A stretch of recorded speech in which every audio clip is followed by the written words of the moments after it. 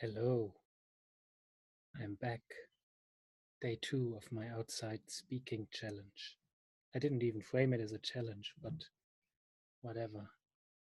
I also noticed just clicking the record button helps. Just don't even ponder, don't even prepare, because if I start preparing, then I will over prepare everything. Like I will do a bullet point and I noticed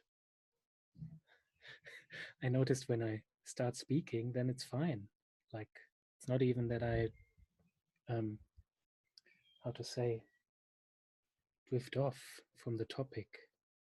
I mean, I made a few bullet points, but most often I do that, unless I'm angry, like yesterday. So yesterday I went on a walk and recorded myself walking around town, and that was very interesting. I mean, I won't upload these videos because it's just me rambling for 15 minutes and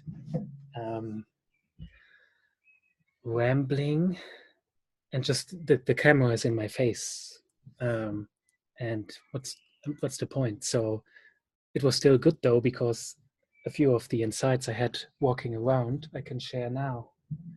um, the first one is momentum is quite important for me. So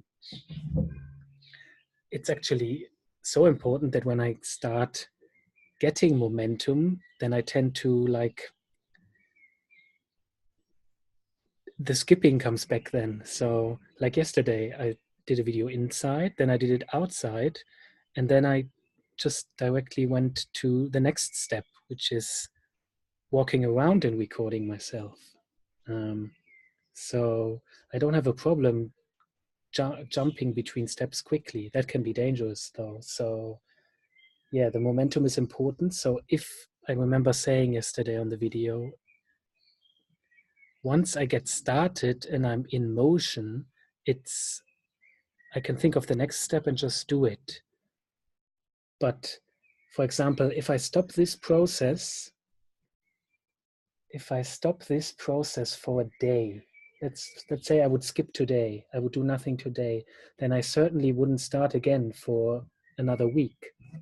So I'm not sure what that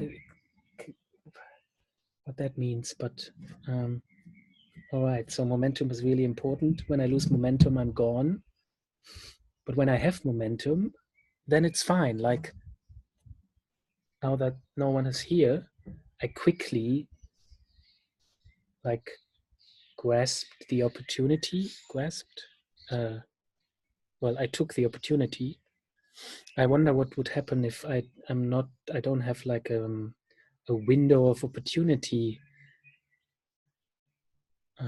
for a day. I guess that's when the momentum is um, leaving, and I have to start from scratch, and that will take another week to actually get the motivation. But I can prepare for that. So I can, if I don't have that alone time here, I can just go and try to record a video outside. Yeah. So what I noticed, so there are 3 risks with this, like what I described yesterday with taking small steps. The first one is skipping steps, like what I explained. Oh, there are so many messages. It's distracting.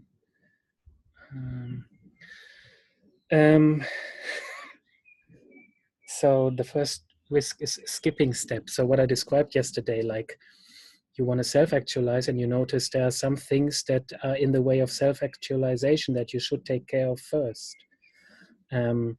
And this is something that could totally happen if you don't have like steps to follow, because then you might just jump a few steps without addressing the things you really fear. So that's the first one. I outlined that yesterday already. The second is changing too quickly between close steps. Like, for example, me yesterday, I did a video indoors, then I mastered this fear of going outside talking. got self-conscious there for a moment. And so instead of yesterday just doing one more video, just sitting outside, I would just run to the next one, which was walking around town for half an hour and recording while filming myself. And the danger then is, if I do that, I might not actually master the fear of talking outside because I just did it once. Have I mastered it just after doing it once? I don't know. Probably not. I need to do it like, I don't know, 3 or 5 days at least in a row. And then I can stop doing that because I've mastered it. And then I can do it whenever I want to do it. But if I go from step to step too quickly, then there's a danger of not mastering the fear I had. So this video is very important now because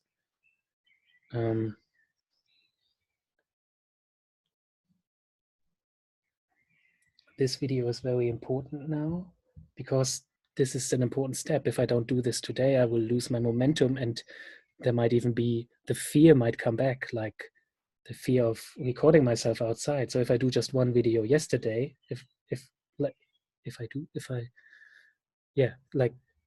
do just one video and then go the next steps in a week, the fear might be back of recording myself outside, sitting here.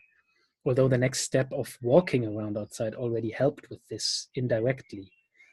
And this is a perfect segue to the third point. No, it's not. The fourth point. I will talk about the third point first. The third risk of these steps, of addressing these steps, is not having the right steps. So I noticed there could be the possibility, and I don't know how to really address that. It's just, I guess, questioning whatever you come up with. The risk in the third step is, the third point, the third risk is not having the right steps. So you might just, I, for example, could do like, I don't know, 5 levels of addressing things. For example, talking outside, talking while in motion. I need to think about other steps that could be taken. But it could be that I come up with 6 or 8 steps, and all these steps just don't involve people, for example. I mean, this is personal stuff, so it's understandable that I don't want to like share it with everyone immediately. But yeah, that's a risk. So you do like, I don't know, a number of steps, and you don't really address the real problem. You just learn, or you just master some of your fears, but you walk around the real fears. Yes.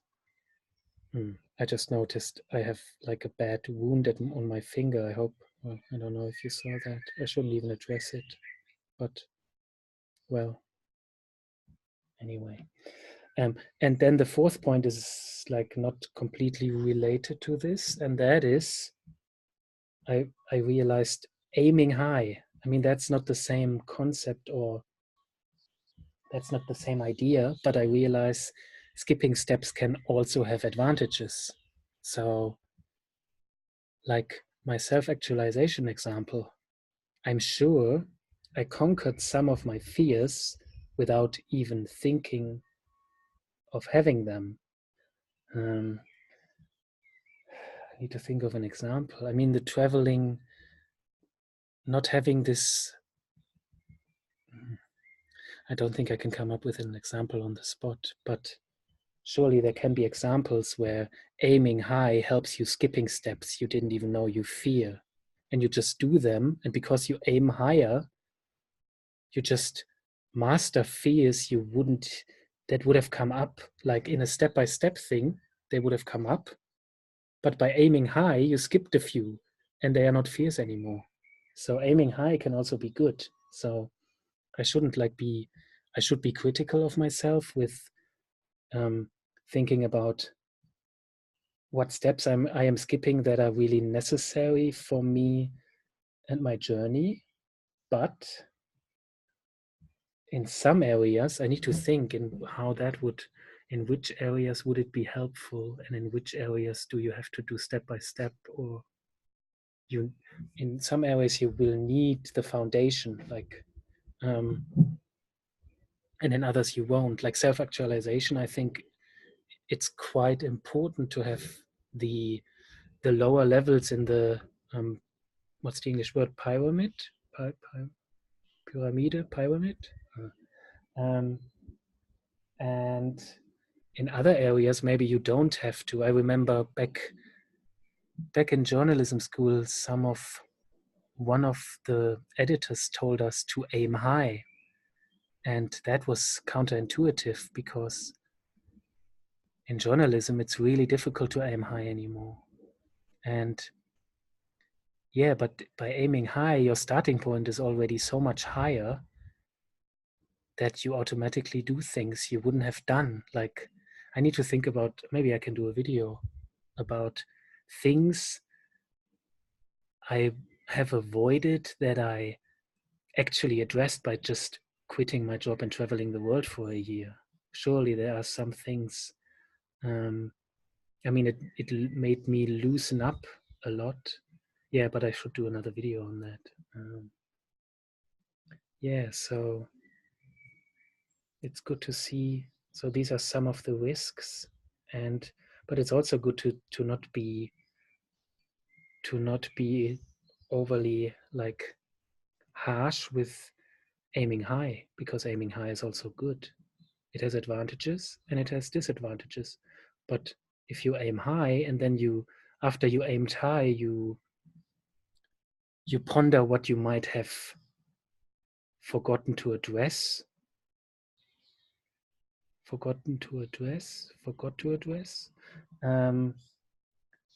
then that can also be very helpful. So it works in both directions. You can think of a step-by-step one, but it's like bottom up and top down. So I don't know. I did this unconsciously until now. Maybe, yeah, I don't know. But yeah, I think that is all. And I think I'm definitely less. I am definitely less self-conscious already on day 2 of recording videos outside. So that's good.